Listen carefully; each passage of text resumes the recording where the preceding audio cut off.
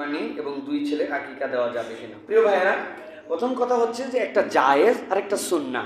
সুন্নাহ হচ্ছে রাসূলুল্লাহ সাল্লাল্লাহু আলাইহি সাল্লামের, যেটা হাদিস দ্বারা বোঝা যায়, আক্কান নবী সাল্লাল্লাহু আলাইহি সাল্লাম কাবাশাইন ইল হাসান ওয়াল হুসাইন, হাসান হুসাইনের পক্ষে রাসূল সাল্লাল্লাহু আলাইহি সাল্লাম 2টা কাটান দেওয়া সুন্দর একদম ভেড়ার যে পুরুষ, এইগুলো রাসূলুল্লাহ সাল্লাল্লাহু আলাইহি সাল্লাম আকিকা দিয়েছেন। আকিকা দেওয়ার বিধান সন্তান যেদিন হবে তার থেকে 7 দিনের দিনে, এটা হচ্ছে আমাদের জন্য মাসনুন সুন্নাহ।